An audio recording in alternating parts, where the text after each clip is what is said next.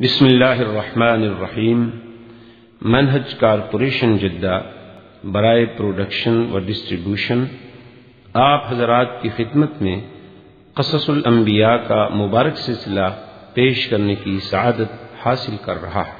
اب آپ اس مبارک سلسلے کا 5واں حلقہ سماعت فرمائیں۔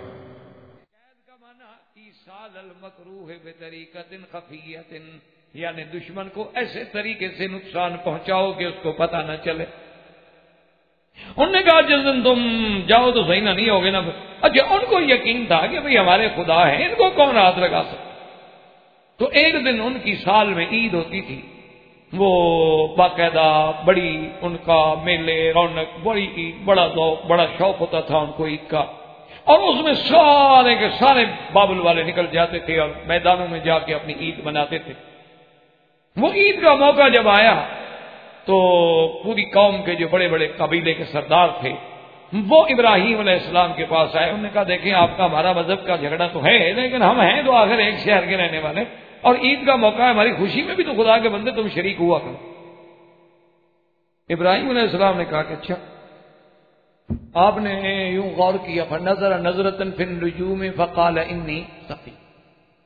دیکھا، انہوں نے کہا بھئی میں نے دیکھا ہے، غور کیا ہے ستاروں میں، ستارہ گردش میں آ رہا ہے اور میں بیمار ہونے والا، تو عید پہ کیسے جاؤں؟ اسی لیے بعض علماء کہتے ہیں کہ بھی 3 کذبات ہیں، چونکہ بخاری شریف میں بھی ایک حدیث ہے کہ حضور نے فرمایا کہ ابراہیم علیہ السلام نے 3 کذبات، کہ 3 جھوٹ جو ہیں بولے، لیکن یاد رکھیں یہ بظاہر جھوٹ تھے، حقیقتاً جھوٹ نہیں تھے۔ حالانکہ ابراہیم علیہ السلام اس بات پہ ڈرے ہیں کہ قیامت والے دن جب سارے لوگ آئیں گے سیدنا ابراہیم الخلیل کی خدمت میں کہ آپ ہماری شفاعت کریں اللہ کے آگے، تو وہ یہی جواب دیں گے کہ بھئی میں نے 3 مواقع پر ایسی بات کی تھی، میں ڈر رہا ہوں کہیں اللہ مجھے پوچھ نہ لے۔ اور حضور نے بھی اس کو لفظ کذب کہا ہے، لیکن یہ صورتاً کذب ہے، حقیقتاً کذب نہیں ہے، لیکن شان جو بڑا ہے وہاں چاہے کوئی بات صورتاً بھی ہو تو ڈرتے ہیں نا۔ حالانکہ مقصد تو صرف ان کا یہ تھا کہ مجھے موقع ملے اور میں شرک پہ ضرب لگاؤں، تو اس میں جھوٹ کی کون سی بات تھی؟ لیکن پھر بھی آپ نے یعنی شان نبوت کہ بھی بظاہر تو میں بیمار نہیں نظر آ رہا اور میں ستاروں کو بھی نہیں دیکھ رہا، نہ میں ستاروں کو مانتا ہوں، پھر میں یہ بات کہہ رہا ہوں صرف ان کو اعتماد دلانے کے لیے۔ اور بعض علماء نے کہا کہ اس وقت بھی ابراہیم سچے تھے، اس سے بڑی بیماری ہے کہ ان کے سامنے کفر ہو، شرک ہو، اللہ کے نبی کا دل جلتا۔ اب جناب یہ ہوا کہ قوم جو تھی ساری کی ساری میلے پہ چلی گئی۔ ابراہیم علیہ السلام نے تسلی کر لی کہ ابا بھی میلے پہ گیا ہے اور خاندان بھی میلے پہ گیا ہے اور لوگ سارے میلے پہ گئے ہیں۔ فراغ الی آلہتہ، راغا ہے روغان سے، نے خفیہ طریقے سے اور جلدی جلدی جانا۔ سیدنا ابراہیم علیہ خلیل علیہ الصلوۃ والتسلیم جو ہے بڑی تیزی کے ساتھ جناب وہ ہاتھ میں کلہاڑا پکڑا اور تیزی کے ساتھ اور خفیہ راستوں سے سیدھا ان کا جو مین مندر تھا نا، جو سومنات تھا بڑا، اس میں جب سیدنا ابراہیم الخلیل علیہ السلام پہنچے تو کیا دیکھتے ہیں کہ بتوں کی قطاریں لگی ہوئی ہیں اور سامنے جناب مٹھائیاں اور پھل اور فروٹ اور کھانے بھرے۔ اب ابراہیم علیہ السلام جب قریب گئے ان بتوں کے، فرمایا الا تاکلون، کیوں نہیں کھاتے، اندھے ہو گیا؟ اتنا کھانا جو رکھا ہوا ہے پاگل ہو گئے؟ بھائی اتنی قیمتی چیزیں ہیں اور آپ کے ماننے والوں نے بنا کے رکھی ہیں، الا تاکلون، کیوں نہیں کھاتے؟ اچھا وہ کیا کھائیں بھائی، بت بھی کھاتا ہے وہ، اس نے کیا کھانا ہے؟ اب ابراہیم علیہ السلام غصے میں جب آئے تو بس جناب پھر اللہ تبارک و تعالیٰ کے حکم سے اٹھایا گدوم، اٹھایا وہ کلہاڑا، اور اس کے بعد جناب شروع ہوئے مارنے کے لیے۔ کسی کا ناک نہیں، کسی کی گردن نہیں، کسی کی ٹانگ نہیں، سب کو قرآن کہتے ہیں فجعلہم جزازا، ٹکڑے ٹکڑے کر، الا کبیرا لہم لعلہم الیہ یرجعون، مگر جو ان کا سب سے بڑا بت تھا، سب سے بڑا ان کا خدا بنا ہوا تھا، اس کو نہیں چھیڑا اور اس کے کندھے پہ کلہاڑ رکھ کے حضرت ابراہیم علیہ السلام غائب ہو۔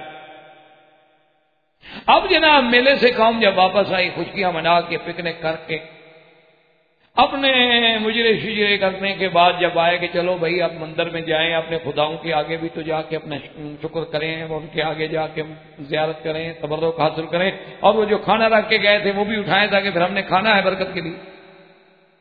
وہاں جب آتے ہیں تو کیا دیکھتے ہیں کہ اللہ تبارک و تعالیٰ کی شان سے کہ وہاں تو سب کے ٹکڑے ٹکڑے، وہاں تو کچھ ہے ہی نہیں۔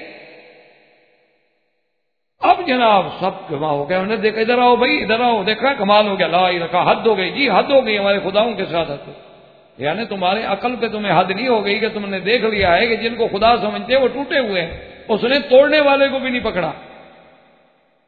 اب جناب سب کے سب قرآن کہتے ہیں قالوا من فعل هذا بآلہتنا انہ لمن الظالمین، اندازہ کہ بھی کون ہے جس نے ہمارے معبودوں کے ساتھ، آلہہ کے ساتھ، یہ بھی نہیں کہتے اصنامنا، یہ بھی نہیں کہتے بتوں کے ساتھ، نہیں آلہتنا، اور وہ بڑا ظالم ہے کہ ہمارے خداؤں کے ساتھ یہ کر گیا۔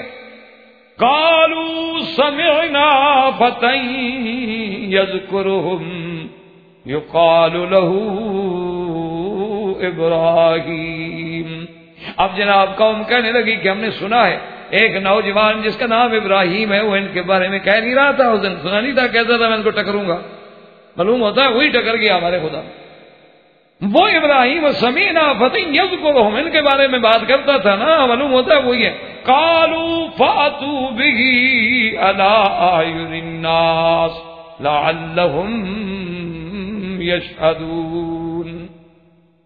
اب قوم نے کہا کہ ابراہیم علیہ السلام کو پکڑو اور سارے عوام کی عدالت میں، عوامی عدالت میں کھڑا کرو، تاکہ پتہ چلے ہمیں کہ ابراہیم علیہ السلام نے یہ کیا ہے، اور سب لوگ گواہ ہو جائیں، اور پھر ہم بادشاہ کے پاس بات کریں۔ اب جناب سارے کے سارے آ ابراہیم علیہ السلام کے پاس، اور اندازہ کریں کہ ایک اکیلا ابراہیم، کوئی اس وقت زمین پہ ابراہیم علیہ السلام کے ساتھ، یعنی وقت کی مقتدرہ قوتیں بھی دشمن ہیں، قوم بھی دشمن ہے، باپ بھی دشمن، ماں بھی دشمن ہے، اکیلا ابراہیم علیہ السلام کھڑے ہیں، لیکن اللہ کے ماننے والا جو ہے اس کو کبھی خوف نہیں آتا۔ اسی لیے اقبال نے کہا تھا آئین جواں مرداں حق کوئی و بے باکی، آئین جواں مرداں حق کوئی و بے باکی، اللہ کے شیروں کو آتی نہیں روبائی، کہ جو اللہ کے شیر ہوتے ہیں ان کو بزدلی کا کیا تعلق ہے، انہوں نے تو حق کہنا ہے، جہاں بھی ہو، دشمن کے سامنے بھی ہو۔ حضرت ابراہیم علیہ السلام کے پاس رہا کے کیا کہتے انت فعلت هذا بآلہتنا یا ابراہیم، ابراہیم علیہ السلام کیا تو نے ہمارے خداؤں کے ساتھ ایسا کیا ہے، تم نے یہ کیا کہ ہمارے خداؤں کو ٹکڑے ٹکڑے کر دیا؟ آپ نے جواب دیا قال بل فعلہ کبیرہم ھذا فاسألوہم ان کانوا ینطقون۔ آپ نے فرمایا بے وقوفو مجھ سے کیوں پوچھتے ہو، وہ جو بڑا خدا ہے اس نے یہ سارا کام کیا ہے، جا کے دیکھو، تحقیق کرو، پوچھو ذرا اصل وجہ کیا ہے۔ تم آگے کھانا رکھتے چھوٹے چھوٹے سارے کھا جاتے تھے، غصہ آ گیا بڑے۔ قال بل فعله كبيرهم هذا فاسألوهم إن كانوا ينطقون۔ پوچھو ان سے جو مرے ہوئے، ان سے پوچھو کس نے مارا، میں نے مارا ہے کہ اس نے مارا؟ فرجعوا إلى أنفسهم فقالوا إنكم أنتم الظالمون، ثم نكسوا على رؤوسهم لقد علمت ما هؤلاء ينطقون۔ اب جناب سوچ بھائی بات تو ٹھیک ہے، ہم جب اندر گئے نا تو وہی بڑا بت تو کھڑا ہے نا، اس کو تو کوئی چوٹ نہیں لگی، اور پھر وہ جو کلہاڑا ہے جس سے توڑا گیا وہ بھی اسی کے کندھے پہ تھا۔ بات کچھ لگتی ہے ابراہیم علیہ السلام کی، معلوم ہوتا ہے کہ اسی کو غصہ غصہ آ گیا، چڑھائی چڑھائی کر دی۔ پھر آپس میں جناب سر نیچے کر کے بیٹھ گئے کہ اب کیا کریں، جب آدمی کے پاس بات کہنے کی طاقت نہ ہو نا تو آنکھ میں آنکھ نہیں ملا سکتا نا، پھر تو سر نیچے کر کے بیٹھتا ہے نا شام کے بعد، تو سر نیچے کر کے بیٹھ گئے، اور اس کے بعد کہنے لگے لقد علمت ما هؤلاء ينطقون، کہنے لگے ابراہیم علیہ السلام کمال کی بات کرتے، بھئی کچھ تو مہربانی کرو، کچھ تو تم سوچو، یہ والا بولتے ہیں، یہ تو بت ہیں پتھر کے بنے ہوئے، ہم نے ان کو اپنے ہاتھ سے بنایا، یہ بولنے والے تھوڑے ہیں، ہم تو ان کو دھوپ میں کھڑا کر دیں سائے میں نہیں جا سکتے، سائے میں کھڑا کر دیں دھوپ میں نہیں جا سکتے، ہاں تو یہ تو نہیں بولتے۔ حضرت ابراہیم علیہ السلام کے ساتھ، اور حضرت ابراہیم نے یہ بات اسی لیے تو کی، اسی لیے تو ابراہیم علیہ السلام نے کیا تھا کہ قوم کو اس ٹارگٹ پہ لے آئے جہاں نشانہ لگا، جہاں ضرب لگانی ہے۔ اب جب انہوں نے اعتراف کیا تو اس سے فرمایا اُفِّلْ لَكُمْ وَلِمَا تَعْبُدُونَ مِن دُونِ اللَّهِ أَفَلَا تَعْقِلُونَ، اس میں آ کے فرمایا ہے تم پر اور تمہارے ان آلہہ پر بھی جن کو تم خدا کے بعد عبادت کرتے ہو، اللہ کو چھوڑ کے جن کو تم نے معبود بنایا ہے، کیا تمہارے پاس عقل ختم ہو گئی؟ بالکل تم دیوالیہ ہو گئے، تم یتیم ہو عقل سے، تم پاگل ہو گئے ہو سارے کہ جو اتنا نہیں بتا سکتے کہ جی ہمیں کس نے مارا ہے، جو اتنا بھی نہ بتا سکتے، جو اپنے بارے میں یہ بھی خبر نہ دے سکے جی مجھے کس نے مارا ہے، تو وہ خدا کیسے بن گیا، الہ کیسے بن گیا، تمہارا سفارشی کیسے بن گیا؟ اب ان کے پاس تو جواب کوئی نہیں تھا، قوم بھی محاورے میں ہار گئی، اور اس کے بعد جناب انہوں نے مشورہ کیا کہ اب حل کوئی نہیں ہے، اب ایک حل ہے کہ بھئی ہماری اتنی برادری ہے، قوم ہے، طاقت ہے، بادشاہ ہے، تو پھر حل یہی ہے کہ ابراہیم علیہ السلام کو جلا دیا جائے اور قتل کر دیا جائے، لیکن اگر ہم خود قتل کریں گے تو پھر تو بات بڑھ جائے گی، اس لیے بہتر ہے کہ ان کا معاملہ جو ہے وہ ہم بادشاہ وقت کے پاس لے جائیں، اور بادشاہ بھی تو ہمارے مذہب پہ ہے، وہ بھی تو بت پرست ہے، تو لہذا اس سے فیصلہ کرا کر فیصلہ کیا جائے، لیکن فیصلہ بہرحال ان سے یہی کرایا جائے کہ بھی سیدنا ابراہیم علیہ السلام کو جلائے۔ قالوا حرقوه وانصروا آلهتكم، اب ساری قوم جمع ہو کے مشورہ کیا کرتی ہے کہ بھی ابراہیم علیہ السلام کو جلا دو آگ میں، اور اپنے خداؤں کی مدد کرو، بھئی خدا لوگوں کی مدد کرتا ہے، تم خداؤں کی مدد کرو۔ یعنی آپ اندازہ فرمائیں کہ جب اللہ تبارک و تعالی عقل چھین لیتا ہے تو لوگوں کا عقیدہ یہ بن جاتا ہے کہ تم خدا کی مدد کرو۔ کہنے لگے ٹھیک۔ اب انہوں نے جناب روایات میں ہے، ایک روایت میں تو یہ ہے کہ بھئی قوم نے فیصلہ کیا، اور ایک روایت میں یہ ہے کہ نہیں قوم نہیں بلکہ اس وقت جو بادشاہ تھا بابل میں وہ نمرود۔ اور یہ یاد رکھیں کہ 4 دنیا میں بادشاہ گزرے ہیں جنہوں نے تقریباً معظم ارجائے ارض پہ حکومت کی، یعنی اتنے بڑے بادشاہ تھے کہ اکثر زمین کے حصے پر انہوں نے حکومت، معظم ارجائے ارض۔ اور ان 4 میں سے 2 جو ہیں وہ مسلمان تھے، اور 2 جو ہیں وہ کافر۔ کافروں میں ایک نمرود تھا اور دوسرا بخت نصر، جس نے بہت بڑی حکومت۔ اور اسی طرح اللہ تبارک و تعالی نے حضرت سلیمان علیہ السلام اور سرکار دو عالم کو بھی پورے عالم پر اتنی بڑے حصہ زمین پر اقتدار عطا فرمایا ہے۔ تو یہ نمرود جو ہے یہ بھی بڑا سرکش، بڑا جبار اور بڑا قہار تھا، لیکن بعض علماء فرماتے ہیں کہ اس کے ساتھ جو واسطہ ہے، جو سابقہ ہے، وہ بعد میں پڑا ہے ابراہیم علیہ السلام۔ پہلے قوم نے فیصلہ کر دیا، قوم کا فیصلہ کیا تھا کہ بھئی ابراہیم علیہ السلام کو ہم بس جلا دیتے ہیں بعد میں۔ قالوا بنوا له بنيانا فألقوه في الجحيم، کہنے لگے کہ ایسا کرتے ہیں کہ ایک حظیرہ بناتے ہیں، بڑی جگہ بناتی ہیں، اور وہاں آگ جلائیں گے اور پھر ابراہیم علیہ السلام کو اس آگ میں ڈال دیں۔ تو انہوں نے بعض علماء نے لکھا ہے کہ 1 میل کے علاقے میں تقریباً بہت بڑا ایک ذخیرہ بنایا، ایک جگہ بنائی، پتھر توڑ توڑ کے دیواریں بنائی، اور بڑا چہاؤ دیواری دینے کے بعد وہ جب تیار ہو گئی جگہ، اب سب نے جناب حکم دیا کہ وہ جتنی لکڑیاں لے آ کے سکتا ہے لکڑی لے آؤ۔ لوگ اونٹوں پر، گدوں پر، سروں پر لکڑیاں لا رہے ہیں اور بھر رہے ہیں، اور جب عین وہ لکڑیوں سے بھر گیا اس کے بعد پھر اس کو آگ ڈال۔ اب جب آگ لگی تو وہ تو ایک عظیم آتش فشاں بن گئی، اور سیدنا ابراہیم علیہ السلام کو پکڑ کے لایا گیا، اور آپ کے بدن پہ بعض روایات مبارک میں یہ بھی ہے کہ حضرت کا لباس بھی اتارا۔ اسی لیے سیدنا محمد الرسول اللہ صلی اللہ علیہ وسلم نے فرمایا کہ قیامت والے دن سب سے پہلے لباس جنت جو ہے وہ میرے ابا ابراہیم علیہ السلام کو پہنایا جائے. تو صحابہ نے پوچھا یا رسول اللہ وقبلک، آپ سے بھی پہلے فرمایا کہ ہاں، کیونکہ انہو اول من جرد فی سبیل اللہ، کہ ابراہیم الخلیل علیہ السلام پہلا پیغمبر ہے جو اللہ کے راستے میں جس کے کپڑے اتارے. تو اللہ تبارک و تعالیٰ ان کو وہ بدلہ دیں گے اور قیامت والے دن سب سے پہلے انہیں لباس پہنے. اور آپ کے ہاتھوں کو بھی رسیوں سے باندھا گیا اور ایک منجنیک لائی گئی.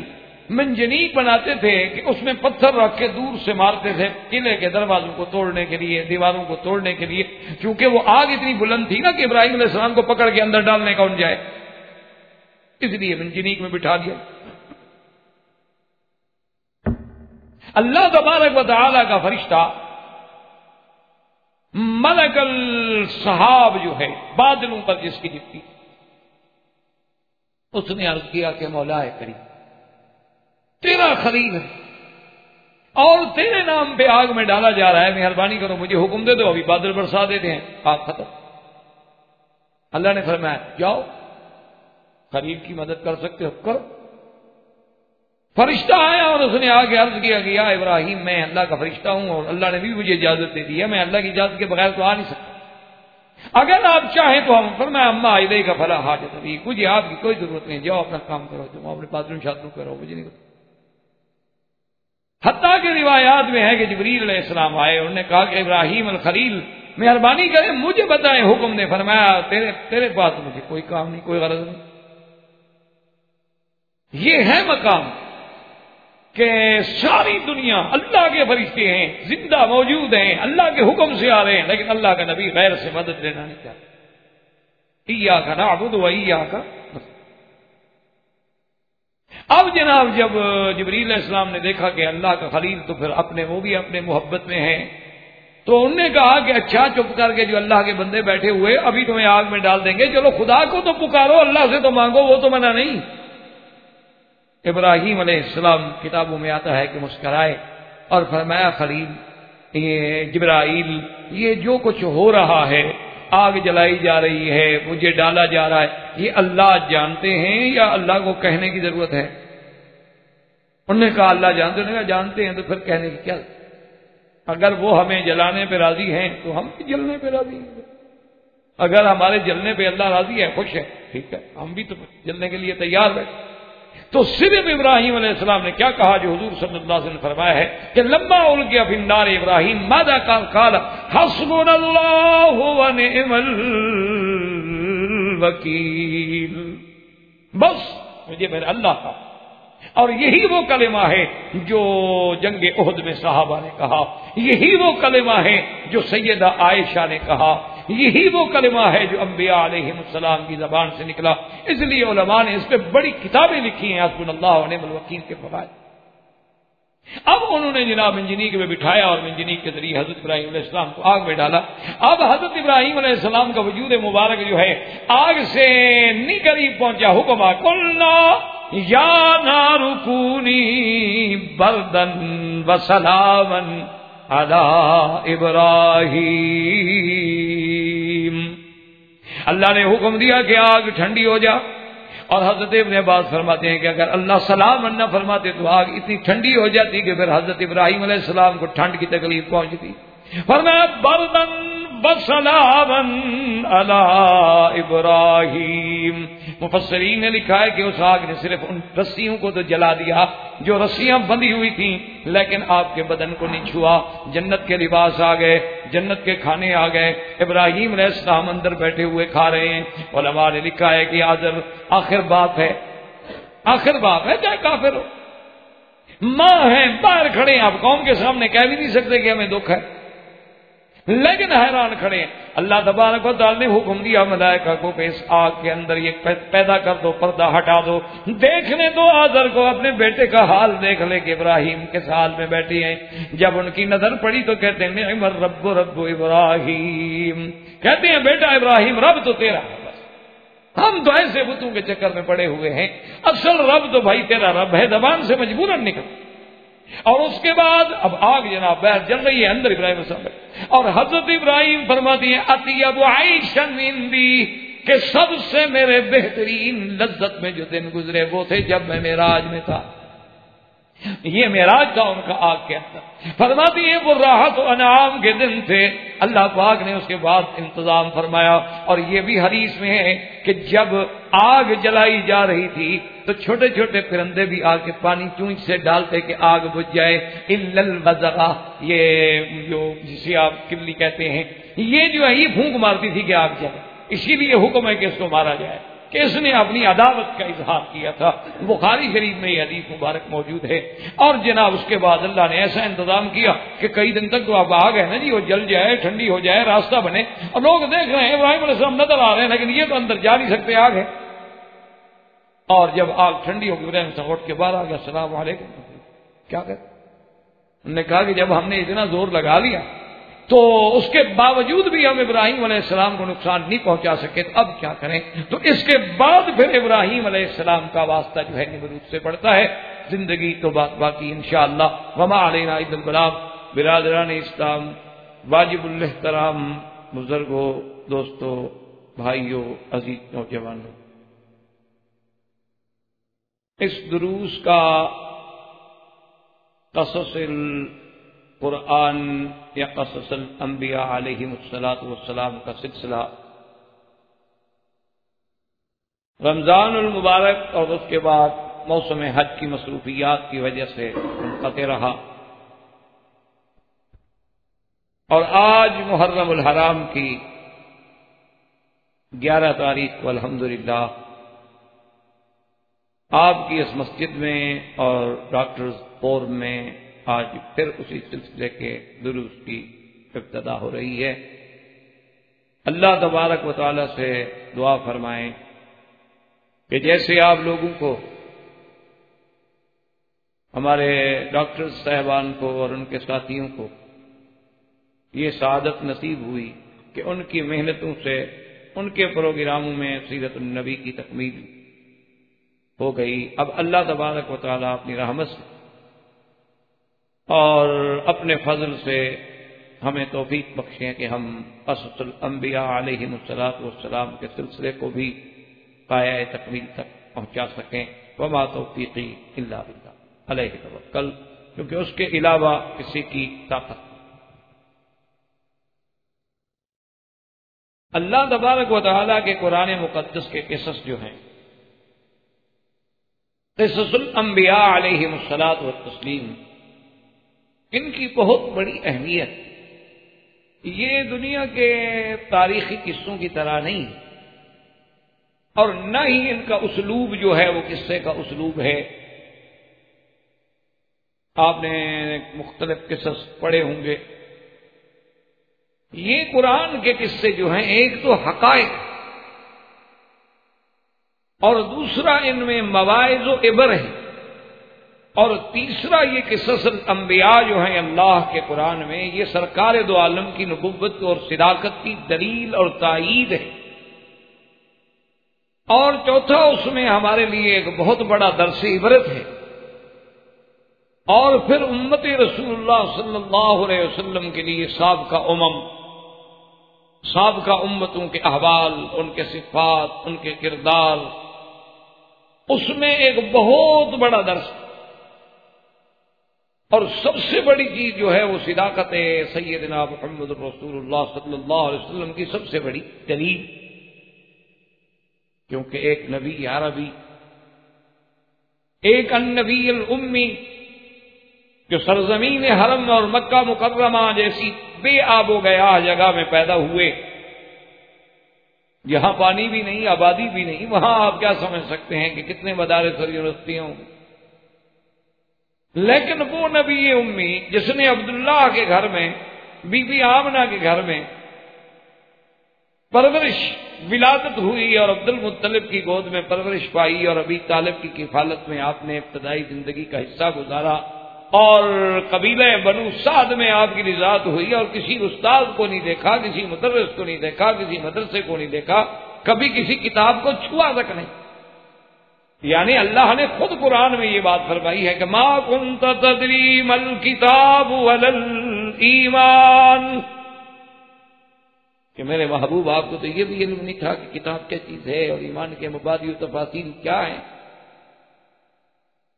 وہ نبی امی جب ہمیں بیٹھ کے آدم علیہ السلام کا قصہ بتلائیں اور نوح علیہ السلام کا قصہ بتلائیں، ادریس علیہ السلام کا قصہ ہمیں بتلائیں، اور اس کے بعد سیدنا ابراہیم علیہ السلام کا قصہ ہمیں بتلائیں، اور پھر جس کی تفصیل جزئیات تک اتنی حقیقی ہوں کہ آج تک دشمن اس کی تردید نہ کر سکے، تو ایک عام آدمی کو بھی بات سمجھ آ جاتی ہے کہ یہ خبر دینے والا لازم اس کا تعلق اللہ کی بھائی، ورنہ انہیں کیسے پتا ہو سکتا ہے جو بات صدیوں پہلے گزر گئی۔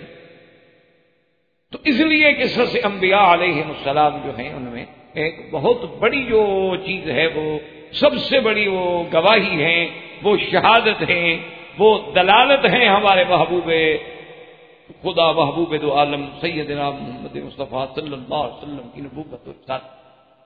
اور اسی ضمن میں ہم نے سیدنا ابراہیم علیہ السلام کا قصہ ذکر ہو رہا تھا۔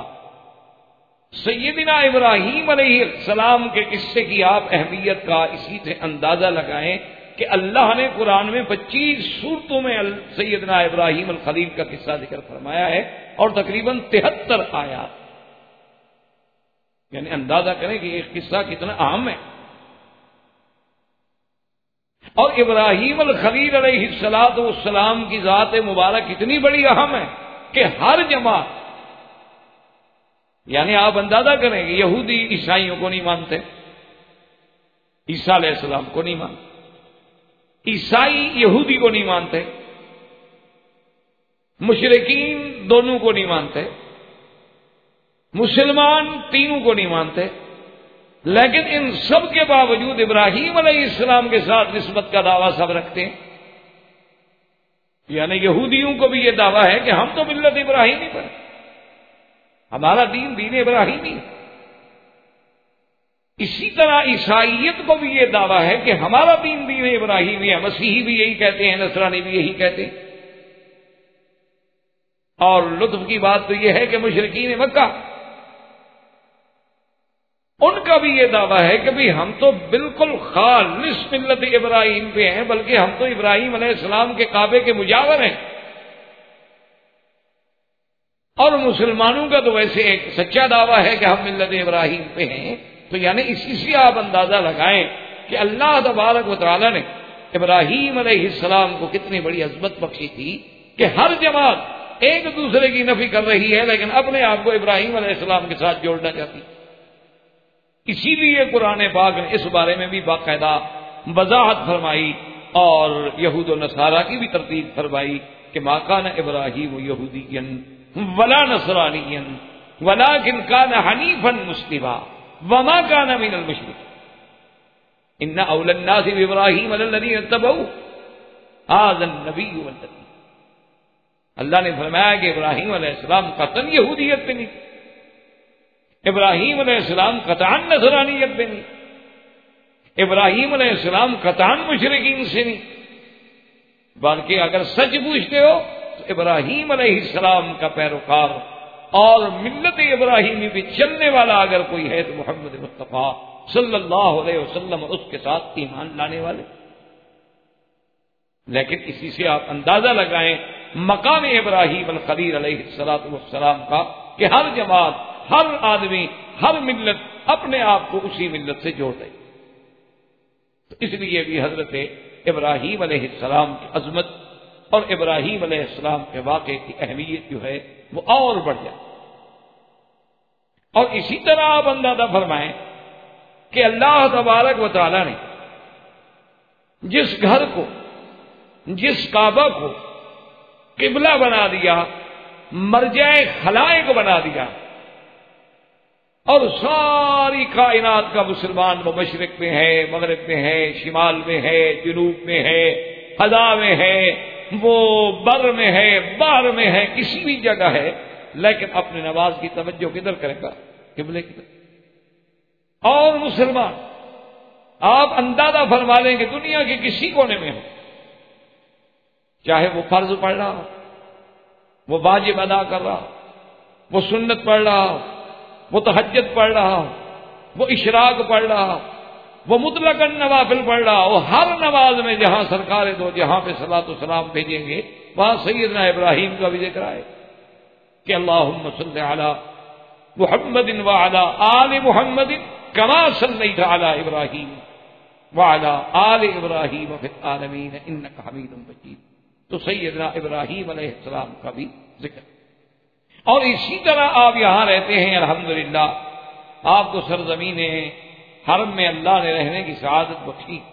آپ جانتے ہیں کہ حج جو ہے وہ عظیم فریضہ. آپ یہ بھی جانتے ہیں کہ حج جو ہے وہ وحدت اسلامیہ کا ایک عظیم مظہر، کہ ساری کائنات سے لوگ کھنچے ہوئے آ رہے ہیں ایک مقام. یہ کیا تھا؟ یہ مساوات اسلام تھی، یہ وحدت اسلامیت، یہ اجتماعیت اسلامیت، اور یہ پورے عالم کے لیے اسلام کا درس تھا کہ دیکھ لو ہمارے پاس کوئی گورے کالے کا مسئلہ نہیں، ہمارے پاس کوئی ہندی سندھی تورانی ایرانی نہیں، ہمارے پاس کوئی حسب نسب عربی اجمی نہیں، بلکہ ہم سب ایک احرام میں لبیک کہتے ہوئے ایک کعبے میں اور ایک مقام عرفات پہ کھڑے، اور ایک ہی امام کے پیچھے ہم نمازیں ادا کر رہے ہیں. اس سے بڑا روح پرور منظر آج تک دنیا کے مذاہب نہیں پیش کر سکتے کہ 20 لاکھ آدمی ایک امام کے پیچھے کھڑا ہو اور اس کے ایک کاشن پہ کھڑا ہوتا ہے، رکوع کرتا ہے، سجود کرتا ہے، نماز کی ابتدا کرتا ہے اور نماز سے نکل جاتا ہے. اتنا بڑا ڈسپلن، اتنی بڑی تنظیم، اتنی بڑی وحدت، اتنی بڑی انسانیت، اتنی بڑی مساوات تو عالم کا کوئی بڑے سے بڑا مائی کا لال بھی پیش نہیں کرتا. اور اس وحدت کا، اس کائنات کے مرکز اصلی کا، اس مقام ہدایت کا، اس ہدی للعالمین کا بانی کون ہے؟ سیدنا ابراہیم. یعنی آپ کسی سے اندازہ،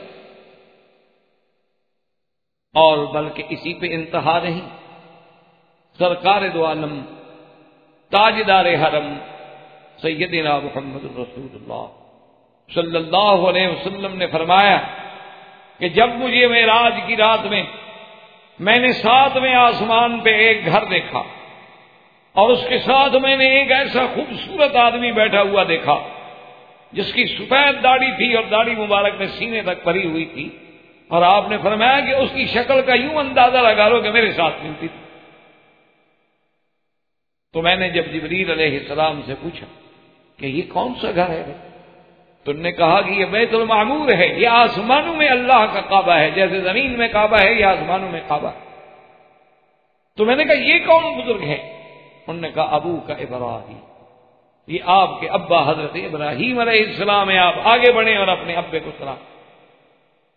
تو سرکار دو عالم فرماتے ہیں کہ میں نے آ کے سلام کیا تو انہوں نے فرمایا کہ مرحباً بالابن الصالح والنبی الصالح، کہ میں اپنے بیٹے کو مرحبا کہتا ہوں. اور اس وقت بھی وہ کعبۃ اللہ سے ٹیک لگا کے بیٹھے ہیں. تو جس پر محدثین و مفسرین نے فرمایا کہ اللہ نے جیسے زمین پر اپنے کعبے کا معمار ابراہیم خلیل کو بنایا ہے، اسی طرح آسمان کے کعبے کے ساتھ بھی ابراہیم الخلیل کو بٹھایا. تو یہ ساری سعادت جو ہے، یہ عظمت جو ہے، وہ سیدنا ابراہیم الخلیل علیہ السلام کو. اسی لیے کبھی کبھی میں اپنے دروس میں، تقریروں میں، اپنے مختلف ملکوں کے محاضرات میں بھی کہا کرتا ہوں کہ یہ میرے اللہ کی بے نیازی ہے اور اس کی شان ہے.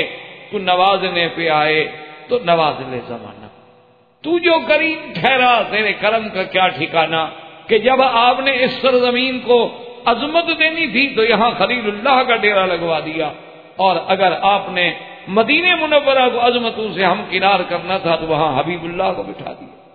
ساری عظمت یا خلیل اللہ کے گھرانے کو آئی یا حبیب اللہ کے گھرانے کو آئی.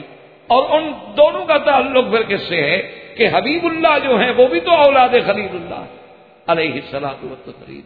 تو سیدنا ابراہیم علیہ السلام کی عظمت کا اندازہ آپ لگائیں کہ اگر آپ کی کعبے پہ نظر پڑے پھر بھی ابراہیم یاد آئیں، آپ نماز شروع کریں پھر بھی ابراہیم یاد آئیں، آپ صفا مروہ دوڑیں تو زوجہ ابراہیم یاد آئے، آپ 2 رکعت طواف کی پڑھیں مقام ابراہیم یاد آئے، آپ زمزم پینے جائیں تو ابن ابراہیم یاد آئے، آپ کنکریاں مارنے جائیں تو حضرت ابراہیم یاد آئیں، آپ قربانی کریں تو حضرت ابراہیم یاد آئیں، یعنی قدم قدم پہ جدھر نظر ڈالو ادھر ابراہیم کا ذکر علیہ الصلوۃ والتسلیم۔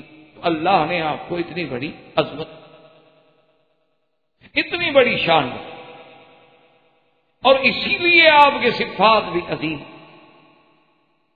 اللہ نے آپ کو ایسا کریم بنایا اور ایسی شان بخشی کہ آدم علیہ السلام جیسے ابو البشر کہ تمام کائنات کی ابتدا حضرت آدم سے، حضرت آدم علیہ السلام کے بعد جیسے ان کو لقب ملا ابو البشر کا، اسی طرح آپ دیکھیں کہ میرے محبوب مدنی صلی اللہ علیہ وسلم کو لقب ملا خاتم الانبیاء اور امام الانبیاء کا، تو سیدنا ابراہیم علیہ السلام کو لقب ملا ابو الانبیاء، یعنی ابراہیم الخلیل اتنے بڑے عظمت والے ہیں کہ اللہ نے آپ کی ذریت میں، آپ کی نسل میں، آپ کے خاندان میں نبوت رکھی، کہ پھر اس کے بعد ابراہیم علیہ السلام کے آنے کے بعد جتنے نبی آئے ہیں سب اولاد ابراہیم، پھر کسی اور سے نبی نہیں آئے۔ یعنی آپ دیکھ لیں کہ سیدنا ابراہیم کی اولاد میں حضرت اسحاق، حضرت اسماعیل، حضرت اسحاق بھی نبی ہیں، اور حضرت اسحاق کی اولاد میں حضرت یعقوب بھی نبی ہیں، حضرت یعقوب کی اولاد میں یوسف بھی نبی ہیں، پھر جتنے نبی ہیں سب ذریت ابراہیم، اور حضرت اسماعیل حضرت ابراہیم کی اولاد ہیں، اور حضرت اسماعیل کی اولاد میں خاتم الانبیاء محمد الرسول اللہ صلی اللہ علیہ وعلا آلہ واصحابہ وسلم تسلیما کثیرا کثیرا، یعنی اندازہ فرمائیں کہ یہ عظمت جو ہے وہ بھی سیدنا ابراہیم الخلیل علیہ السلام۔ اور اسی طرح صحابہ نے رضوان اللہ علیہم اجمعین نے جب سرکار دو عالم صلی اللہ علیہ وسلم سے پوچھا کہ یا رسول اللہ صلی اللہ علیہ وسلم، یہ حج میں ہم قربانی کرتے ہیں یا اپنے اپنے ملکوں میں ہم عید اضحیٰ کے موقع پر اضحیہ کرتے ہیں، قربانی کرتے ہیں، یہ قربانی کیا چیز ہے آخر؟ یہ جانور کو ذبح کرنے کی کیا ضرورت ہے آخر؟ اس کی وجہ کیا ہے؟ تو سیدنا حبیبنا وقائدنا محمد المصطفیٰ صلی اللہ علیہ وسلم نے کیا جواب عطا فرمایا؟ فرمایا سنت ابیکم ابراہیم، یہ آپ کے ابا، ہم سب کے ابا ابراہیم علیہ السلام کی سنت ہے، یہ انہی کا طریقہ ہے جس کو اللہ نے قیامت تک کے لیے زندہ رکھ دیا ہے، تو یہ شرف بھی ملا ہے تو سیدنا ابراہیم علیہ السلام۔ اور اسی طرح آپ دیکھیں گے کہ میرے آقا حضور پاک صلی اللہ علیہ وسلم نے اپنے بیٹے کا نام بھی اپنے دادے کے نام پہ ابراہیم رکھا، کہ بی بی ماریا قبطیہ سے جو اولاد ہوئی اس بچے کا نام بھی سیدنا ابراہیم رکھا گیا۔ اور حضور نے صلی اللہ علیہ وسلم نے یہ بھی فرمایا کہ چونکہ اللہ نے نبوت بند کر دی ہے اور میرے بعد کوئی نبی نہیں، ورنہ اگر میرا یہ بچہ ابراہیم زندہ رہتے تو شاید اللہ ان کو بھی نبی کرے۔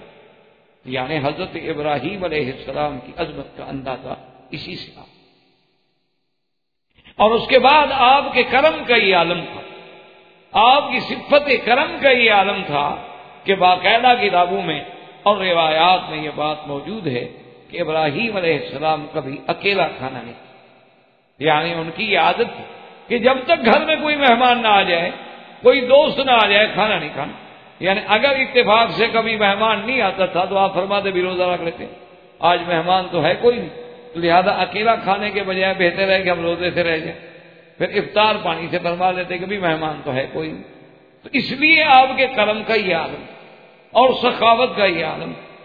اسی ضمن میں ایک واقعہ آتا ہے جو کتابوں میں موجود ہے کہ ایک دن آپ کے بیوی نے آپ سے عرض کیا کہ حضرت مہمانوں کے لیے تو آپ اتنا قربانی فرماتے ہیں، لیکن اتفاق کی بات یہ ہے کہ گھر میں کچھ نہیں، گھر میں کوئی چیز نہیں ہے، تو آپ مہربانی فرما کے کچھ نہ کچھ گھر کے لیے لے آئیں۔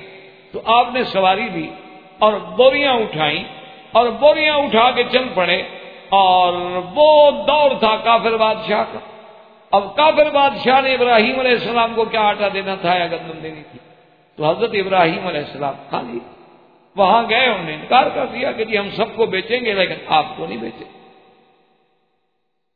تو سیدنا ابراہیم علیہ السلام نے سوچا دل میں کہ اگر میں یہ خالی بوریاں لے کے گھر گیا تو لازمی بات ہے کہ میری بیوی پر بڑا اثر ہوگا. تو انہوں نے راستے میں ایک کتیب احمر، کتابوں میں آتا ہے کہ ایک سرخ ریت کا ٹیلا تھا، وہاں آپ نے اپنی اونٹنی بٹھائی اور اس بوری میں ریت بھر دی، ریت بھر کے اور باقاعدہ بوریاں اس پہ رکھ کے اور جناب اس کو صاف کر کے لے آئے اور ایک جگہ اتار کے رکھ دی. بیوی نے دیکھا ماشاءاللہ خوش ہو گئی کہ 2 بوریاں آٹے کی، ماشاءاللہ آپ ابراہیم علیہ السلام اتنا بڑا آٹا لے کے آ گئے کہ 2 بوریاں بھری ہوئی ہیں. تو ابراہیم علیہ السلام نے فرمایا کہ اچھا میں تو سونے جا رہا ہوں، میں سوتا ہوں، آپ جا کے سو گئے. جب نیند سے اٹھے تو دیکھا کہ بیوی کھانا پکا کے روٹیاں لگا کے گرم گرم تیار کر کے بیٹھی ہوئی ہے. تو آپ نے فرمایا میں نہیں نہا تھا، یہ روٹیاں کہاں سے آ گئی؟ انہوں نے کہا بات یہ تبھی انت یا ابراہیم، ابراہیم جو تم لائے ہو اسی آٹے سے تو بنائی ہے. تو آپ نے فرمایا ہاں ھذا رزق رزقهم اللہ، اچھا یہ رزق اللہ نے تمہیں دیا ہے، میں تو نہیں لایا، بہرحال اللہ تبارک و تعالی نے تمہارے لیے رزق کا انتظام کر دیا ہے. تو یہ بھی صفت جو تھی سیدنا ابراہیم علیہ السلام کی تھی کہ جن کا کرم اور جن کی ضیافت اپنے دور میں ضرب المثل تھی، اور اللہ نے بھی جن کے قصے کو قرآن میں ذکر کیا کہ حل اتاک حدیث ضیف ابراہیم المکرمین، کیا ہے میرے محبوب صلی اللہ علیہ وسلم، کیا آپ کو پتا ہے کہ ہمارے ابراہیم کے پاس وہ عزت والے، وہ حرمت والے، وہ کرامت والے جو مہمان آئے تھے؟ تو پھر ابراہیم علیہ السلام نے کیسی مہمانی کی کہ مہمان آئے تو فوراً جناب بغیر کسی بتائے ہوئے بڑے خفیہ طریقے سے مہمانوں سے سلام بات کی اور فوراً جا کے بچڑا ذبح کیا اور بھونا اور بیوی کو ساتھ لیا اور برتنوں میں رکھا، اٹھا کے فقربہ الیہم، آ کے آگے رکھ دیا کہ جناب آئیے کھائیں. اب اللہ کے فرشتے حیران بیٹھے ہوئے کیا کھائے ہیں، فرشتے تو کھانے سے پاک ہیں. ابراہیم علیہ السلام کے دل میں خوف ہو گیا کہ گھر میں آنے کے بعد اگر آدمی کھانا نہ کھائے تو وہ تو دشمن ہے، ورنہ یہ تو ہو نہیں سکتا کہ دوست ہو اور کھانا نہ کھائے. تو آپ جب خائف ہونے لگے تو انہوں نے کہا کہ لا تخف، ابراہیم علیہ السلام ڈرو نہیں، اب تو اللہ کے فرشتے ہیں، فرشتے تو کھایا نہیں کرتے ہم کیا. تو ابراہیم علیہ السلام کی عظمت کہ یہ مہمانوں سے پوچھنے کی آپ نے حاجت ہی نہیں سمجھی کہ جی آپ کھانا کھائیں گے، ہم کھانے کا اہتمام کریں.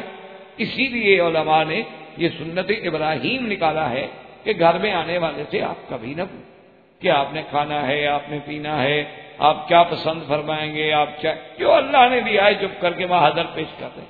وہ تناول فرما دے الحمدللہ، اور تناول نہ فرمائے رکھ لیں، بچے کھا لیں گے، اللہ تبارک و تعالیٰ اس نعمت کے کھانے والے کو بھی بھیج دیں گے. تو یہ آداب سنت ابراہیم کے خلاف ہیں کہ پہلے آدمی پوچھے. اور شریف آدمی پھر بات بھی کرتے ہوئے استحیا کرتا ہے کہ دیکھو ایک تو میں رات کو لے کے آیا ہوں، اب ان کو میں کہوں مثلا کہ میں نے کھانا بھی نہیں کھایا تو آدمی کو کچھ تو لحاظ ہوتا ہے. اس لیے حکم ہے کہ آپ کوئی بات نہ کریں، نہ ان سے پوچھیں آپ کے گھر میں ٹھنڈا ہے، آپ کے گھر میں گرم ہے، آپ کے گھر میں جو چیز موجود ہے اللہ کی نعمت جو تھوڑی بہت پڑی ہے وہ اٹھا کے سادگی سے پیش کر دیں، وہ تناول فرما لیں تاکہ سنت ابراہیم علیہ السلام جو ہے وہ پوری. اور اسی طرح یاد رکھیں کہ سیدنا ابراہیم علیہ السلام جو ہیں ان کے والد جو ہیں، جیسا کہ آپ پہلے بھی تھوڑا سا سن چکے ہیں لیکن چونکہ ہمارے درس میں ایک بہت بڑا فاصلہ ہے تو اس لیے جب تک اس پورے قصے کا استحضار ہمارے ذہنوں میں نہیں ہوگا تو ہم صحیح معنوں میں پھر اس قصہ ابراہیم علیہ السلام سے استفادہ نہیں حاصل کرتے. تو ابراہیم علیہ السلام کے والد جو ہیں اس کے بارے میں اختلاف ہے. بعض علماء کہتے ہیں کہ ان کا نام طارق ہے اور بعض علماء کہتے ہیں کہ ان کا نام آزر. لیکن اللہ کے قرآن میں جب ہم نظر ڈالتے ہیں تو ہر جگہ اللہ کے قرآن نے آزر کا ذکر کیا ہے، طارق کا ذکر نہیں کیا. وَإِذْ قَالَ إِبْرَاهِيمُ لِأَبِيهِ آزَرَ تَتَّخِذُ أَصْنَامًا، اسی طرح ہر جگہ آزر آزر آزر. اور اسی طرح اس حدیث بخاری میں جس کے اندر قیامت کے منظر کا ذکر کیا گیا ہے وہاں بھی ذکر آزر. تو اس لیے بہرحال جس نام کو اللہ کے قرآن نے ترجیح دی ہو تو ہمیں کوئی حق بھی نہیں پہنچتا کہ ہم بلا وجہ صاحب کتابوں کی طرف لوٹیں جب اللہ کہتا ہے آزر. اور بعض علماء کرام نے اس کو یوں جمع کیا ہے، انہوں نے کہا اصل بات یہ ہے کہ ابراہیم علیہ السلام کے باپ کا نام تو طارق تھا اور یہ پھر سام ابن نوح کی اولاد تھے، لیکن وہ جس بت کی پوجا کرتے تھے اس بت کا نام تھا آزر. تو اس لقب کی وجہ سے آپ کا لقب آزر ہو گیا تو لوگ اصل نام بھول، جیسے کہ سیدنا ابی ہریرہ، اسی طرح جیسے ام سلمہ، اسی طرح اور بہت سارے صحابی ہیں جن کو کنیت سے پہچانا جاتا ہے سیدنا ابی بکر، کوئی بندہ نام بھی نہیں جانتا، کوئی پوچھ لے کہ بڑے سے بڑا کہہ دے گا صدیق، صدیق لقب ہے، ابی بکر کنیت ہے، آپ کا نام تو عبداللہ ہے، لیکن آپ معروف ہو گئے ابی بکر کے نام سے۔ اسی طرح حضرت عمر کو ابی حفص، اسی طرح حضرت علی رضی اللہ تعالی عنہ کو ابی الحسن، اور بعد میں ابی تراب۔ اس لیے بعض نام ایسے ہوتے ہیں جو کنیت اتنی معروف ہو جاتی ہے، لقب اتنا معروف ہو جاتا ہے کہ لوگ نام بھول جاتے ہیں، یعنی لوگ اصل نام جو ہے وہ بھول جاتے ہیں، پھر اسی کنیت سے اس کو یاد کرتے ہیں۔ اس لیے بعض علماء یہ کہتے ہیں کہ ابراہیم علیہ السلام کے والد کا نام تو طارق تھا، لیکن جس عبادت کرتے تھے صنم کی، اس صنم کا نام چونکہ آذر تھا، تو اس کی عبادت کی وجہ سے آپ کو لوگوں نے آذر کہنا۔ اور اسی طرح یہ باتیں ہمیں کتب سابقہ سے ملتی ہیں کہ ابراہیم علیہ السلام کی پیدائش جو ہے وہ ارض بابل میں ہے، شمالی عراق میں آپ پیدا ہوئے۔ اور اسی طرح یہ بات ہمیں ملتی ہے کتب سابقہ سے بھی اور اللہ کے قرآن کی روشنی میں بھی کہ ابراہیم علیہ السلام کو دو قوموں سے واسطہ پڑا، ایک قوم بابل میں ہے اور ایک قوم حران میں ہے۔ حران کا علاقہ ہے جہاں سے آپ نے پھر شادی کی، بی بی سارا جو تھی ان کا تعلق حران تھا۔ تو یہ دو علاقے تھے، ایک بابل کا علاقہ شمالی عراق میں اور ایک علاقہ تھا حران دمشق اور شام کے رستے میں۔ ان دونوں قوموں سے ابراہیم علیہ السلام کا واسطہ پڑا ہے، اور اتفاق کی بات یہ ہے کہ یہ دونوں قومیں جو تھی، ایک قوم بت پرستی میں مبتلا تھی اور ایک قوم جو ہے کواکب پرستی میں مبتلا۔ یعنی حران کے لوگ جو ہیں وہ ستاروں کو پوجا کرتے تھے، کواکب سبع کو پوجا کرتے تھے، وہ تمام دنیا کے نظام کو چلانے والا ستاروں کو مانتے تھے کہ یہ سیارات، یہ ستارے جو ہیں اب سب نظام عالم انہی کے ہاتھ میں ہے۔ یہ ناس، سعد، اوقات، فتح، نصرت، کامیابی، ناکامی، سب کا تعلق جو ہے ستاروں کے ساتھ ہے، اور وہ ستاروں کے پجاری تھے۔ اور یہ علم نجوم اور کواکب پرستی جو ہے یعنی اس دور سے چلی آ رہی ہے، سیدنا ابراہیم علیہ السلام کے دور میں، پھر سرکار دو عالم کے دور میں بھی یہ بات تھی، اور اسی طرح صحابہ کے دور میں بھی یہ بات تھی، اور اسی طرح آج تک بھی، یعنی کافروں کو آپ چھوڑ دیں، آج تک بھی مسلمانوں میں بھی ایسی کئی جماعتیں موجود ہیں کہ جو منجمین کے ساتھ، جو علم فلکیات کے ماہرین کے ساتھ جا کے تعلق جوڑتے ہیں اور کہتے ہیں جی میرا ستارہ دیکھ کر بتائیں کہ میرے حالات کیا ہوئے، اور وہ باقاعدہ ذائچہ بنائے گا، آپ کی پیدائش کی تاریخ پوچھے گا، اور اگر وقت بھی بتا دیں اس کے لیے اور ایک آسانی ہو جاتی ہے، پھر جناب وہ آپ کا ستارہ نکالے گا، پھر وہ آپ کا برج نکالے گا، پھر حساب لگا کے وہ آپ کو بتائے گا کہ جی آپ کا ستارہ اس وقت گردش میں ہے یا سعد میں ہے یا نحس میں ہے، اللہ پاک معاف فرمائے۔ تو بہرحال اسلام کے نزدیک ایسی باتوں کا عقیدہ رکھنا جو ہے وہ کفر و شرک میں شامل ہے، کیونکہ اللہ تبارک و تعالیٰ نے قرآن و سنت میں ہمیں یہ بات واضح کی ہے کہ سب چاند سورج جو ہیں اللہ کی مخلوق ہیں، اور اللہ تبارک و تعالیٰ نے ہماری خدمت کے لیے ان کو مسخر کر دیا ہے، تو ورنہ ان کے ہاتھ میں نہ کسی کا نفع ہے اور نہ کسی کا نقصان۔ جیسے کہ حضور پاک کے زمانے میں بھی یہ بڑا اعتقاد تھا لوگوں کا، حضور نے فرمایا ایک دفعہ جب چاند گرہن ہوا، آپ نے فرمایا کیا سمجھتی ہوگی یہ چاند گرہن کیوں ہوتا ہے؟ تو صحابہ نے کہا حضور زمانے جاہلیت میں ہم لوگوں کا یہ عقیدہ ہوتا تھا کہ موت احدن و حیات احدن، کہ یہ چاند یا سورج کو جب گرہن لگتا ہے تو اس کی وجہ یہ ہے کہ آج کوئی بڑا آدمی مر گیا لہذا چاند کو بھی گرہن لگ گیا، چاند بھی اندھیرا ہو گیا، یا آج دنیا میں کوئی بڑا آدمی پیدا ہوا ہے تو اس بچے کی وجہ سے یعنی سورج بھی سیاہ ہو گیا۔ حضور پاک صلی اللہ علیہ وسلم نے فرمایا لا یخسفان لموت احد ولا لحیات احد انہما آیاتان من آیات اللہ یخوف اللہ بہما عبادہ۔ اللہ کے بندے کسی کی موت و حیات کے لیے نہ ڈوبتے ہیں، نہ سیاہ ہوتے ہیں، نہ گرہن لگتی ہے، یہ تو اللہ کی نشانیاں ہیں، اللہ اپنے بندوں کو ڈرانے کے لیے دکھاتے ہیں کہ اتنے بڑے قرے نوری جو ہیں اگر ہم ان کو بے نور کر سکتے ہیں تو ایک انسان تو کوئی حیثیت نہیں رکھتا، اس لیے اس کے اندر تحدید ہے۔ لیکن یہ سلسلہ بہت ہی پرانا یعنی سیدنا ابراہیم علیہ السلام کے زمانے میں بھی تھا۔ اور اسی طرح بعض مفسرین نے بھی، بڑے بڑے علماء نے بھی ایک غلطی کی ہے، انسان ہے، انسانوں سے غلطیاں ہوتی ہیں، اللہ تبارک و تعالی ہمیں بھی ہر مسلمان کو بھی معاف فرما دے۔ بڑے بڑے کیوں اصولی بات ہے نا کہ تیرنے والا ہی ڈوبتا ہے، جو آدمی کبھی سمندر میں گھسے ہی نہ تیری نہ اسے کیا ڈوبنا ہے۔ اسی لیے آپ کو پتا ہے نا گاڑی چلانے والے سے گاڑی ٹکرائے گی، جب چلائے گا نہیں تو کیسے ٹکرائے گا۔ اس لیے علماء سے غلطیاں ہوتی ہیں، وہ بھی انسان ہے۔ تو بہت سارے علماء سے یہ بھی غلطیاں ہوئی ہیں کہ انہوں نے یہ بھی لکھا کہ ابراہیم علیہ السلام خود چاند اور سورج کے اس میں مبتلا تھے، اور ایسا ایسا ایسا ایسا پھر ابراہیم علیہ السلام پر انکشاف ہوتا گیا تو پھر آپ ہٹ گئے۔ حالانکہ یہ بات غلط ہے۔ اللہ جن کو نبوت دیتے ہیں یاد رکھیں ان کا تو عالم ارواح میں فیصلہ ہو چکا ہوتا ہے۔ آپ نے خود پڑھا ہے حدیثوں میں اور سنا ہے کہ حضرت آدم علیہ السلام نے جب داؤد علیہ السلام کے روح کو دیکھا تو پوچھا کہ یا اللہ میرے اس بیٹے کی آپ نے عمر کتنی لکھی؟ اللہ نے فرمایا کہ 60 سال۔ تو کہا اللہ میرے بڑا خوبصورت میرا بیٹا ہے، عمر بہت تھوڑی ہے، لہذا میری عمر میں سے 40 سال آپ اس کو دے دیں۔ تو اب جب موت کا وقت قریب آیا اور اسرائیل آئے تو انہوں نے کہا کہ بھائی تیار ہو جائے، انہوں نے کہا نہیں میرے تو 40 سال بچے ہیں بابا، تم جلدی آ گئے ہو۔ انہوں نے کہا اچھا آپ نے بیٹے کو جو دی تھی؟ انہوں نے کہا میں تو مجھے بھی یاد ہی نہیں۔ آدم علیہ السلام پھر بھول گئے، جیسے کہ درخت کے مسئلے میں بھول گئے تھے۔ تو بہرحال میرے کہنے کا مقصد یہ ہے کہ نبوت کے فیصلے تو عالم ارواح میں ہو جاتے، یہ تھوڑے ہوتے ہیں کہ وہ دنیا میں آنے کے بعد ان کو پہلے ہم نرسری میں داخل کرتے ہیں، پھر پرائمری میں داخل کرتے ہیں، پھر ہم اس کو مڈل پہ، پھر او لیول، پھر اے لیول، پھر ہم یونیورسٹی میں لے جائیں گے، پھر نبی بنے گا۔ یہ تھوڑا ہوتا ہے، وہ تو اللہ تبارک و تعالیٰ ان کے پہلے فیصلے فرما چکے ہیں۔ اسی لیے سرکار دو جہاں نے فرمایا کہ وَإِنِّي عِندَ اللَّهِ لَخَاتَمُ النَّبِيِّينَ وَآدَمُ مُنْجَدْلٌ فِي طِينَتِهِ، کہ ابھی آدم کا مٹی اور پانی ملا ہوا تھا اور مجھے اللہ نے اس وقت نبی بنا دیا تھا اور خاتم الانبیاء بنا دیا۔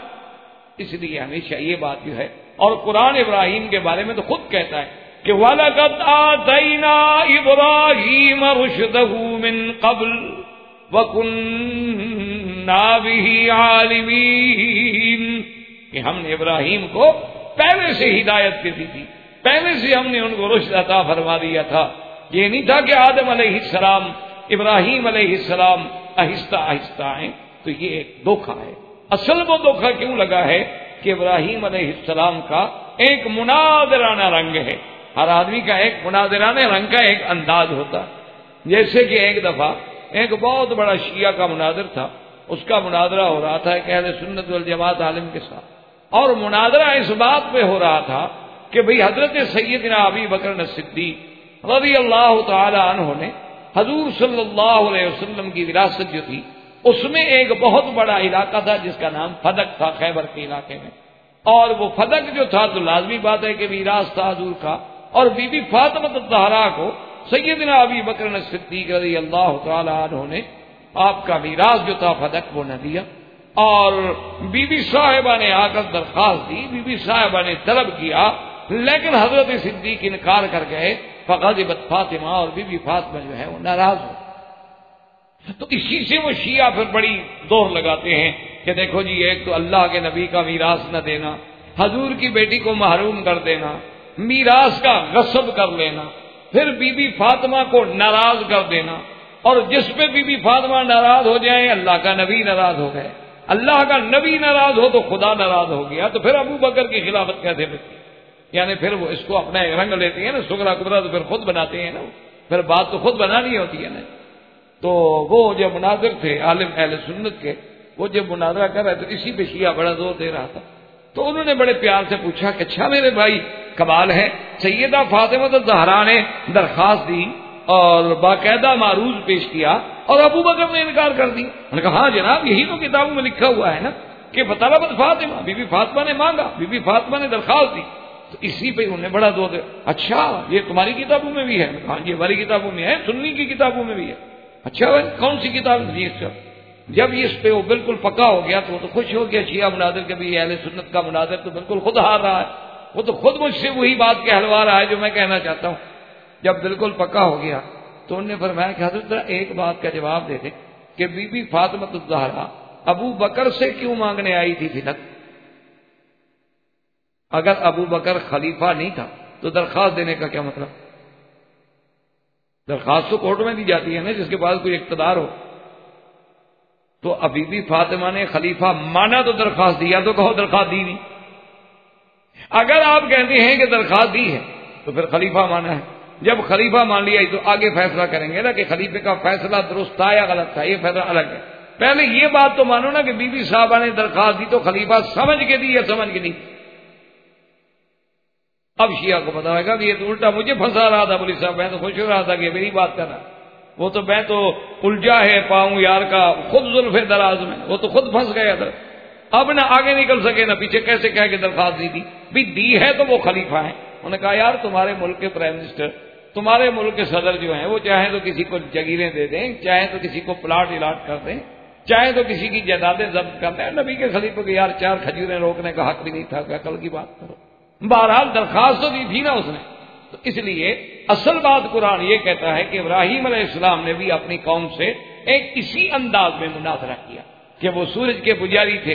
فلما جن علیہ اللیل رأى کوکبا قال ھذا ربی فلما افل قال لا احب الآفلین، کہ جب رات ہو اور تارے نکلے تو ابراہیم علیہ السلام نے اپنے قوم کو ساتھ بٹھایا اور تارے دکھائے جو سب سے زیادہ چمک والے تارا، اچھا یہ رب ہے؟ انہوں نے کہا ہاں جی سبحان اللہ، یہی تو ہے سارا کچھ، اسی کے تو ہاتھ میں ہے سارا کچھ۔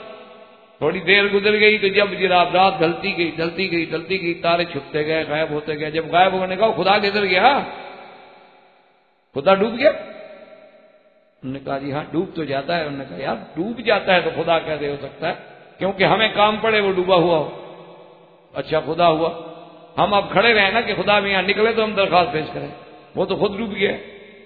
اب قرآن کہتا ہے کہ فلما جن علیہ اللیل رأى کوکبا قال هذا ربی فلما افل قال لا احب الآفلین فلما رأى القمر بازغا قال هذا ربي فلما أفل قال لئن لم يهدني ربي لأكونن من القوم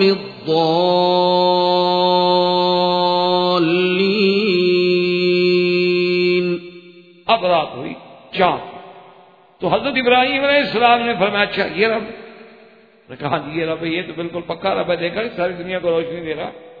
اب جب چھپ گیا فرمایا کہاں گیا وہ رب؟ اگر مجھے میرا رب ہدایت نہ دے تو میں بھی تمہاری طرح اس کو رب سمجھتا۔ فلما رأى الشمس بازغة قال هذا ربي هذا أكبر فلما أفلت قال يا قوم إني بريء مما تشركون۔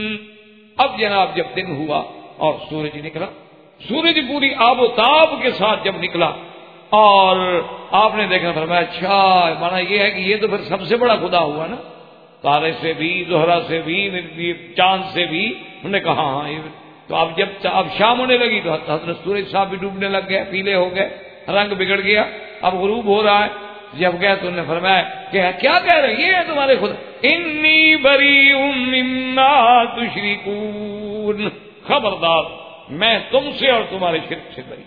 تو اصل میں ابراہیم علیہ السلام نے اس انداز میں قوم کو سمجھایا تھا، اور یہ قاعدہ ہے علوم نحو میں بھی کہ جیسے ھذا ربی ھذا اکبر، یہاں حمزہ استفہام مقدر ہوتا ہے، اھذا ربی اھذا اکبر، یعنی بطور سوالی اچھا یہ خدا ہے، اچھا یہ خدا، یہ بڑا خدا ہے، تو یہ بطور استفہام ہے۔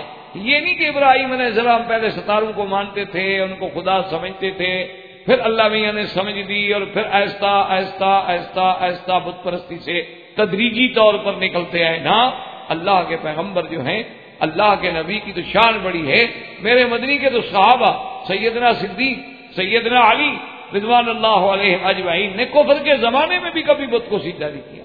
تو جب اللہ نے انبیاء کے صحابہ کو معبود رکھا ہے تو اللہ اپنے نبیوں کو کیسے اس میں مبتلا کر سکتے ہیں کہ وہ زندگی کے کچھ حصے میں تو ستاروں کی پوجا کرتے رہیں اور بعد میں ٹھیک ہو جائیں۔ تو لہذا یاد رکھیں اصل بات یہ تھی کہ قوم حران میں جو تھی ان کا عبادت کا تعلق تھا نجوم سے، اور بابل میں جو تھے ان کا تعلق تھا بت پرستی تھے، وہ صنم پرست تھے۔ اب ابراہیم علیہ السلام نے ان کو بھی سمجھانے کی کوشش کی، ان کو بھی نصیحت فرمائی، ان کو بھی ہدایت کی، اور بڑا جس کے بارے میں ہم نے قرآن پاک میں ابھی یہ آیت مبارک تلاوت کی ہے کہ اللہ پاک نے خود قرآن میں اس کو ذکر کیا کہ اذ قال لأبيه يا أبت لم تعبد ما لا يسمع ولا يبصر ولا يغني عنك شيئا، کہ ابا جان آپ کیوں ایسی چیزوں کی عبادت کر رہے ہیں جو سنتے نہیں، دیکھتے نہیں، کوئی فائدہ نہیں پہنچاتے؟ وہ کھڑے ہیں پڑے ہیں، جو باپو تو بنتے خدا سے بڑے ہیں، یہ اچھی دیوی دیوتا تم نے بنا رکھے ہیں، میرا بھائی کیا کر رہے ہیں؟ یا ابت انی قد جاءنی من العلم ما لم یأتک فاتبعنی اہدک صراطا سویا، ابا جان اللہ نے مجھے جو علم نبوت دیا ہے جو تمہارے پاس نہیں ہے، مہربانی کریں آپ میرے ساتھ چلیں، آپ میری اتباع کریں، میں آپ کو صراط مستقیم پہ لے جاؤں۔ اگر آپ نے ایسا نہ کیا مجھے ڈر ہے کہ رحمان کا عذاب آپ کو نہ پکڑ لے۔ لیکن آپ کے ابا کو بھی بات سمجھنا، غصے میں آ گئے، انہوں نے کہا کہ دیکھو ابراہیم اگر تم اپنی ان باتوں سے باز نہ آئے نا لَأَرْجُمَنَّكَ وَهْجُرْنِي مَلِيًّا، میں تو تمہیں ماروں گا۔ بعض علماء نے کہا کہ زبانی طور، بعض نے کہا کہ نہیں میں تمہیں پتھروں سے ماروں گا، رجم کروں۔ حضرت ابراہیم علیہ السلام نے کہا قال سلام علیک، اچھا ابا مارو نہیں، میری طرف سے تو تم مطمئن رہو، میں تو تمہیں کوئی تکلیف نہیں پہنچ، لیکن اب آپ کا اور میرا رہنا جو ہے مل کے گزارا نہیں ہو۔ سأستغفر لك ربی انه كان بی حفیا، میں اپنے پروردگار سے آپ کے لیے بخشش مانگوں گا، مجھے یقین ہے کہ میرا رب جو ہے میرے ساتھ مہربانی کریں گے۔ وَأَعْتَزِلُكُمْ وَمَا تَدْعُونَ مِن دُونِ اللَّهِ وَأَدْعُو رَبِّي عَسَىٰ أَلَّا أَكُونَ بِدُعَاءِ رَبِّي شَقِيًّا، میں تمہیں بھی اور تمہارے ان بتوں کو بھی چھوڑ۔ اور اسی طرح اب دیکھیں کہ جب قوم یہ بھی نہ سمجھی، ساری قوم نہ سمجھی، بات نہ سمجھا، تو ایک دن ابراہیم علیہ السلام نے کہا کہ اچھا یہ اس طرح تو نہیں سمجھ، تَاللَّهِ لَأَكِيدَنَّ أَصْنَامَكُمْ، انہوں نے کہا اچھا مجھے بھی اللہ کی قسم ہے میں بھی تمہارے خداؤں کو ٹکروں گا، ابھی تم ایسے نہیں مانتے ہو نا، کیونکہ لاتوں کے بھوت جو ہیں وہ باتوں سے نہیں۔ تو ابراہیم علیہ السلام نے بھی دل میں ایک فیصلہ کر لیا کہ ان کو مسئلہ بھی سمجھانا ہے، اور اب جب یہ بات سے نہیں سمجھتے تو پھر ڈنڈے سے سمجھاؤ، کیا کریں؟ جو آدمی کتاب سے نہ سمجھے اس کا علاج پھر ڈنڈا ہی ہوتا ہے۔ تو حضرت ابراہیم علیہ السلام نے دل میں فیصلہ کر دیا، اور ایک عید ہوتی تھی ان کی، وہ عید مناتے تھے، عید پہ جاتے تھے، باہر نکل کے بڑے میلے چلے رکھتے تھے۔ ابراہیم علیہ السلام کے پاس بھی آ گیا کہ جناب چلیں عید ہے ہماری، تو آپ نے یوں نظر ڈالی، کیونکہ وہ بت پرست بھی تھے، ان میں سورج پرست اور ستارے پرست بھی تھے۔ فَنَظَرَ نَظْرَةً فِي النُّجُومِ فَقَالَ إِنِّي سَقِيمٌ، اس نے جب نظر نے کہا جی میں تو نہیں جا سکتا، میں تو بیمار۔ انہوں نے کہا اچھا تمہاری مرضی بھی، ہم تو چاہتے تھے کہ ہمارے ساتھ آپ چلیں، ذرا آپ بھی خوشی میں شریک ہوں، آپ بھی دیکھو نا ساری زندگی یہاں گھر میں بیٹھے رہتے ہو، بس ہم سے لڑتے رہتے ہو، بات چلو گے، ذرا کھلی ہوا ہوگی، پکنک شکنک ہوگی، یہ ہوگا وہ۔ انہوں نے کہا بس دیکھو نا میں بیمار ہوں، بیمار آدمی نے کیا جانا تم کو، وہ چلے۔ اب اللہ کا قرآن خود اس واقعے کو بیان فرماتا ہے کہ جب تسلی ہو گئی کہ سارے تو عید پہ چلے گئے، فراغ الی آلہتہم، اب خفیہ طریقے سے ابراہیم علیہ السلام ان کے مندر میں، وہ جو بڑا مندر تھا نا، اندر آئے تو دیکھا کہ بڑا عجیب منظر ہے، عظیم مندر ہے، اور دیوی دیوتا بڑے چھوٹے درمیانے، کوئی 4 سر والا، کوئی 2 سر والا، کوئی 4 ٹانگوں والا، کوئی 8 ٹانگوں والا، کوئی 2 ہاتھوں والا، اور جناب آگے مٹھائیاں اور کھانے اور حلوے اور بڑی بڑی عجیب نعمتیں اللہ کی سب لگے ہوئے ہیں، چنے ہوئے ہیں، اور وہ دیوی دیوتا کھڑے۔ ابراہیم علیہ السلام جب آگے ان کا الا تاکلون، کھاتے کیوں نہیں؟ تمہارے سامنے اتنا بڑا مالجے پڑا ہوا، کھاؤ۔ اب کیا کھائے بھائی، پتھر کیسے کھائے؟ بالکم لا تنطقون، اچھا چلو بولو تو صحیح، بتاؤ صحیح کو معدہ خراب ہے تمہارا، بدہضمی ہے، کیوں نہیں کھاتے ہو؟ اتنی بڑی چیزیں رکھی ہوئی ہیں سامنے۔ اب جناب وہ کیا بولے، پتھر کیا بولتا ہے؟ یہ تو آدمی کے اپنے تخیلات ہوتے ہیں نا کہ جی ہاں بھگوان اور بھگوان اور بھگوان اور بھگوان فلان فلان فلان. حقیقت کیا ہے وہ جانتے ہیں کہ وہ پتھر ہے جو ہم نے باہر سے خود اٹھایا رکھ دیا. بس اللہ تبارک و تعالیٰ جب ناراض ہوتے ہیں نا عقل مند ہے. یہ محرم کے دن ہے نا، آپ ہندوستان میں، پاکستان میں، بنگلہ دیش میں جا کے دیکھیں او کیسے ماتم ہو رہے ہیں اور کیسے جناب انگاروں پہ چل رہے ہیں، آگ پہ چل کے ماتم کر رہے ہیں. حسین بابی ہو رہا ہے بندہ تک. اچھا اس کے علاوہ پھر آپ دیکھیں جناب حسین، حضرت امام حسین کا روزہ اٹھائے ہوئے، اور پھر کیا ہے جناب گھوڑا نکالا ہوا. یہ کیا ہے جی؟ یہ کہتے ہیں دلدل شریف. اس پہ کپڑے ڈالے ہوئے ہیں اور پھر اس پہ رنگ ڈالا ہوا ہے، اس پہ تیروں کے نشان ہیں. وہ منظر کشی ڈرامہ ہو رہا ہے کہ حضرت حسین جس گھوڑے پہ تھے اور گھوڑے کو تیر لگے اور گھوڑا کیسے بھاگا وہاں سے. وہ بدبختو، اگر جو گھوڑا حسین کو گرا کے کربلا میں بھاگ کے تمہارے پاس آ گیا، اس کو مارو گے، اس کو چومو. جو حضرت حسین کے گرانے کا باعث بنا، آپ کو مروانے کا ایسا بے وفا گھوڑا کہ مسائی کو شہید کرا کے تمہارے پاس پہنچ گیا.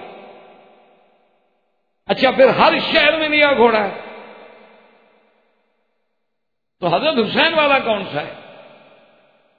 اور پھر تاریخ اٹھا کے دیکھیں کہ حضرت حسین کا سفر ہی اونٹوں پہ ہے، گھوڑے پہ ہے ہی نہیں. اب اس کا کیا علاج ہے کون؟ اچھا پھر عورتیں کھڑی ہیں اسی گھوڑے کو، وہ کل تک ٹانگے میں تھا، آج ہاتھ لگا کے چوم رہی ہیں، مانگ رہی ہیں میرا بچہ نہیں ہوتا، گھوڑا سائیں بچہ. اس کا کیا علاج ہے جی آپ بتائیں؟ ہم کہتے ہیں ہندو تو پاگل ہے، چلو اس کو تو چھوڑو. مسلمانوں کا کیا حال؟ مسلمان کیا کرتا ہے؟ کلمہ پڑھنے والا نبی کا وہ کیا کر رہا ہے؟ ہندو کو چھوڑ دیں، چلو ہندو ٹھیک ہے جی وہ تو کافر ہے، ایک بات ختم ہو گئی کہ وہ کافر ہیں اور بتوں کے پجاری ہیں، اور گنگا جمنا دیوی دیوتا ان کے نزدیک تو سانپ بھی مقدس ہے، ان کے نزدیک تو بچھو اگر بڑا ہو جائے وہ بھی مقدس ہے، ان کے نزدیک تو لنگم بھی مقدس ہے، ان کے نزدیک تو مرد و عورت کے اعضائے تناسلیہ بھی قابل عبادت ہے. ان کو تو بات چھوڑ دیں. سوال یہ ہے کہ ہم کیا کر رہے ہیں؟ ہم کلمہ پڑھنے والی امت کیا کر رہے ہیں؟ اچھا پھر گھوڑے کے نیچے سے باقاعدہ عورتوں کو گزارتے ہیں، جس کو بچہ پیدا نہ ہوتا اس کو نیچے سے گزارو بچہ ہو جائے. انا للہ و انا الیہ راجعون. تو اس لیے ابراہیم علیہ السلام جب آئے تو انہوں نے فرمایا کہ ما لکم لا تنطقون، کیوں نہیں بولتے ہو؟ اب کیا بولیں بھائی، کیوں نہیں کھاتے ہو کچھ نہیں؟ ابراہیم علیہ السلام نے اٹھایا جناب کلہاڑا، اور اس کے بعد ٹکڑے ٹکڑے، قرآن خود کہتے فجعلہم جزازا، ٹکڑے ٹکڑے کر الا کبیرا، ان کا جو بڑا تھا ان کو چھوڑ دیا، باقی سب کو اڑا دیا. اور ایک روایت میں ہے کہ بڑے کا بھی ایک بازو کاٹ دیا اور دوسرے بازو پہ یوں کلہاڑا اڑا کے رکھ کے حضرت آ گئے. اب جناب ابراہیم علیہ السلام جب اس سے نکل آئے اور قوم میلے شیلے کر کے خوشیاں منا کے عیدیں کھا کے واپس آئی کہ چلو جی اپنے مندروں میں جائیں اور اپنے خداؤں کا جا کے سجدہ کریں، شکر ادا کریں بھی عید خیریت سے گزر گئی، ہماری خوشی خیریت سے ہو گئی، ہم خیریت کے ساتھ اپنے گھر میں واپس آ گئے. اب جناب جب مندر میں گئے آگے جائیں تو خدا کا تو یہ حال ہے، کسی کی گردن نہیں، کسی کی آنکھ نہیں، کسی کی ٹانگ نہیں، کسی کی دونوں ٹانگیں نہیں ہیں، ٹوٹے ٹوٹے ہوا پڑا ہے. انہوں نے کہا یہ تو غضب ہو گیا. اب جناب بیٹھی ہے مخلوق رو رہی ہے جی خدا ٹوٹ گئے. مخلوق خدا کو رو رہی ہے نا. آپ اس پہ ہنسیں گے لیکن آپ بھی تو اپنے لوگوں سے پوچھیں نا کہ جن کو ہم خود دفن کرتے ہیں پھر ان کو حاجت روا جو ہم مان رہے ہیں، تو ہمارا ان کا کیا فرق ہے؟ آپ کا ہم نے بھی تو خود مزاریں بنائی ہیں نا، ہم نے بھی تو قبروں پہ خود روضے بنائے ہیں، ہم نے بھی تو خود گنبد بنائے ہیں، ہم نے تو ان پہ خود دروازے لگائے ہیں، ہم نے بھی تو خود غلاف ڈالے ہیں. اور ہمیں یہ بھی یقین ہے کہ حضرت وفات ہو گئی، جنازہ ہوا، دفن ہوئے، لیکن ہم کہتے ہیں مشکل کشا ہماری مشکل حل کرو. تو ان میں اور ہم میں فرق کیا ہے؟ صرف فرق اتنا ہے کہ وہ بت تھے، وہ بھی بت نہیں تھے، وہ بھی کسی کی تصویریں تھیں، وہ بھی کسی کی تمثیلیں تھیں. تو خیر جناب جب دیکھا تو انہوں نے کہا کہ ایسا کیسے ہو سکتا ہے، کون کر سکتا ہے؟ قالوا سمعنا فتى يذكرهم يقال له إبراهيم قالوا فأتوا به على أعين الناس لعلهم يشهدون. کہنے لگے معلوم یہ ہوتا ہے کہ وہ نوجوان جس کا نام ابراہیم ہے یہ اسی کی دہشت گردی ہے. آج بھی کوئی خدا کا نام لے تو وہی دہشت گرد ہے. داڑھی والا، آپ ایمان سے کیا مجال ہے بغیر داڑھی والے کو کوئی ہاتھ لگا؟ سوٹ پہننے والے کو مجال ہے کوئی ہاتھ لگائے، وہ جانتے ہیں یہ ہماری طرح عورتیں ہیں، مرد تھوڑے ہیں، لیکن جس کی داڑھی دیکھیں گے اسی کو مرد سمجھیں گے، ہاں یہ کون ہے، کہاں سے آیا ہے، نام کیا ہے اس کا، پاسپورٹ الٹو پلٹو، اندر باہر سے دیکھو اندر کوئی بلا تو نہیں ہے۔ تو اس لیے اب وہ بھی کہتے ہیں کہ وہ نوجوان جو ابراہیم جس کا نام ہے نا، سنا ہے وہی ہمارے خداؤں کی بارے میں کہتا تھا کہ اسی نے سنا ہے، قسم بھی کھائی تھی کہ میں تمہارے خداؤں کو ٹکروں گا۔ معلوم ہوتا ہے کہ اسی کا کام ایسا کرو، اس کو پکڑ کے لے آؤ، سب لوگوں کے سامنے پوچھتے ہیں تاکہ کوئی گواہی بنے، شہادت بنے، اسے بدلہ لیں۔ اب جناب سارے کے سارے بھاگ رہے ہیں ایک آدمی کو پکڑنے کے لیے، پورا کفر کرتا۔ آپ بھی آج دیکھ لیں کہ جس کے اندر ایمان ہے، جس کے اندر قرآن ہے، جس کے اندر اسلام ہے، پورا کفر کرتا ہے، حالانکہ یہ بھی جانتا ہے کہ کیا ہے ان کے پلے میں کچھ نہیں، آپ کو روٹی کی نہیں ہوتی، کھانے کو روٹی نہیں ملتی ان بیچاروں کو، یہ تو خود بیچارے روٹیاں تقسیم کر کے مانگ مانگ کے کھاتے ہیں مسجدوں میں، مدرسوں میں، لیکن کہتے ہیں نہیں یہ دین کے مدرسے جو ہیں یہ بڑے خطرناک، یہ سب سے بڑے ہیں۔ انا للہ و انا الیہ راجعون۔ اصل کچھ نہیں، اصل اسلام ڈراتا ہے۔ تو جن لوگوں میں ایمان و اسلام زیادہ ہے اس سے زیادہ ڈر ہے، جن میں کم ہے اس سے کم ڈر ہے، جن میں اور کم ہے اس سے اور کم ڈر ہے، سیدھی سی بات ہے۔ تو ابراہیم علیہ السلام کے پاس ساری قوم اکٹھی ہو کے آگے اکٹھی ہو گئی جناب۔ قالوا من فعل، اس کے بعد کہنے لگے قالوا انت فعلت هذا بآلهتنا یا ابراہیم، کہنے لگے ابراہیم علیہ السلام تم نے کیا ہمارے خداؤں کے ساتھ یہ شرک۔ اب دیکھیں یہ ہے ایمان کی ساری دنیا مخالف ہے، باپ مخالف ہے، بیٹا گھر والے مخالف ہیں، ماں مخالف ہے، وقت کا بادشاہ مخالف ہے، اکیلا ابراہیم ہے، جوانی کا عالم ہے، اور بعض کتابوں میں آتا ہے آپ کی عمر بھی 16 سال کی، 16 سال کی صرف عمر، یعنی عین شباب ہے۔ تو بڑے آرام سے کہتے قال بل فعله كبيرهم هذا فاسألوهم ان كانوا ينطقون۔ آپ نے فرمایا ظالمو میں نے، ان کے بڑے نے، ان کا جو بڑا ہے نا اسی نے کیا ہے، میری بات نہیں مانتے، پوچھ لو ان سے جا کے۔ اور جن کو چوٹ لگی ہے وہ اتنے پاگل ہیں، بتاتے نہیں کیسے ڈنڈا مارا ہے ہمیں، جا کے پوچھو، فسالو، پوچھو ان سے۔ فرجعوا الى انفسهم، اب جناب ساری چیز ڈال کے غور کرنے لگے، یار ہم بھی بڑے بے وقوف ہیں، ان سے پوچھ کے ہی آتے، ہم ابراہیم کو پکڑنے تو دوڑ پڑے، لیکن اپنے خداؤں سے تو ہم نے واقعی پوچھا ہی نہیں کہ تمہیں مارا کس نے۔ یہ واقعی ہم سے بڑی غلطی ہوئی، ہم نے ظلم کیا یار، پہلے ہمیں مدعی سے تو پوچھنا چاہیے نا، جو زخمی ہے، مجروح ہے، مار کھا کے پڑا ہوا ہے بیچارہ، FIR تو اسی کے طرف سے کاٹی جائے گی نا، اس سے تو ہم پوچھیں گے تمہیں کس نے مارا۔ انہوں نے کہا ہاں یہ بات باقی ہم نے غلطی کی۔ جب چلنے لگے اس نے کہا بے وقوف پاگل آدمی کدھر جا رہے ہیں؟ نے کہا پوچھنے جا رہے ہیں کہ تمہیں مارا کس نے؟ کہا پاگل وہ بولتے ہیں، پوچھنے جو جا رہے ہیں وہ بولتے ہیں۔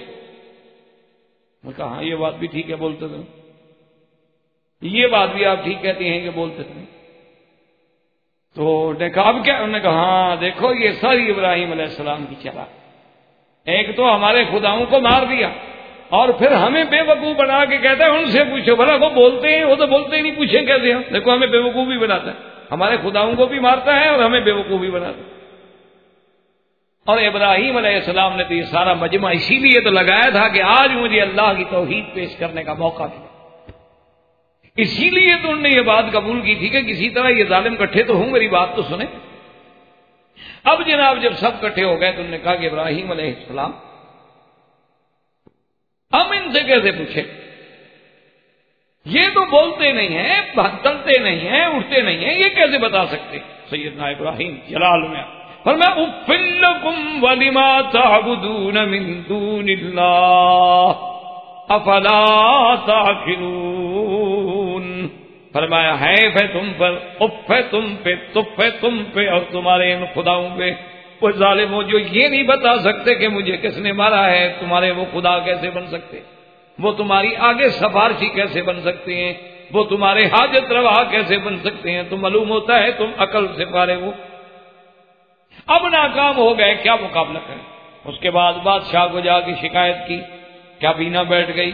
ایسے معاملات میں اللہ والوں کے خلاف پوری کیبنٹ بیٹھی ہے۔ قالوا حرقوه وانصروا آلهتكم ان كنتم فاعلين، کہنے لگے اگر تم کرنا چاہتے ہو تو ایسا کرو، یہ روز روز کا مقابلہ نہیں ہو سکتا. ایک دفعہ ابراہیم علیہ السلام کو آگ لگا کے چکے میں ڈال کے آگ میں ڈال کے جلا ڈالیں تاکہ آئندہ کسی کو جرت نہ ہو کہ ہمارے خداؤں کے خلاف اقدام کر سکے.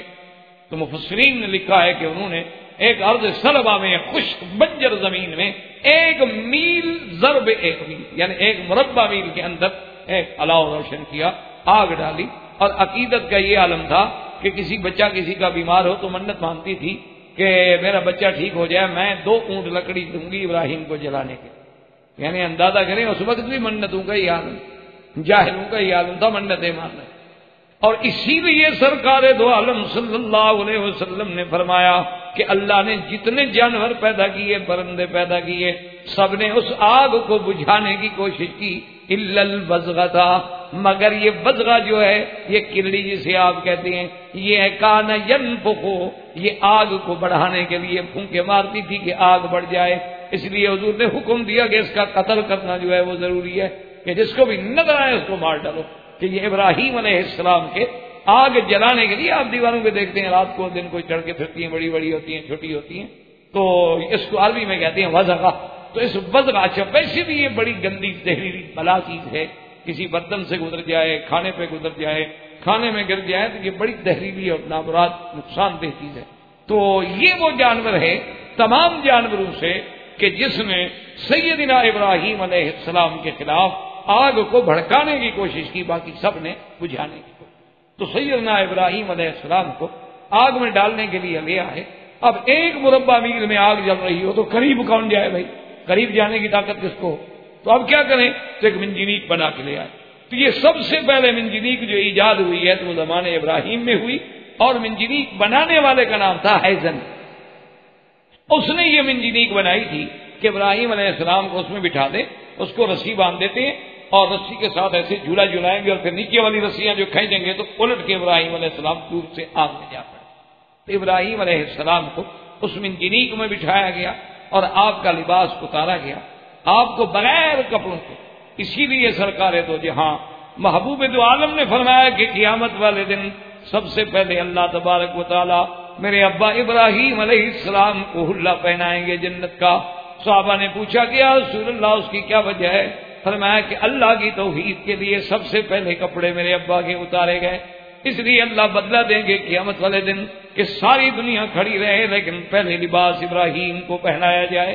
سیدنا ابراہیم علیہ السلام منجنیق میں بٹھا دیے گئے, آگ تیار ہے, رسیاں تیار ہیں, پھینکنے والے تیار ہیں, اللہ کے فرشتے رو رہے ہیں. اللہ نے فرمایا جاؤ ملک فرشتے تمہیں اجازت ہے میرے ابراہیم کی مدد کرو. ملک الجبال آیا, پانی کا فرشتہ آیا, بادلوں کا فرشتہ آیا, ابراہیم حکم کر ابھی بارش برسا کے آگ بجھا دیتی ہیں.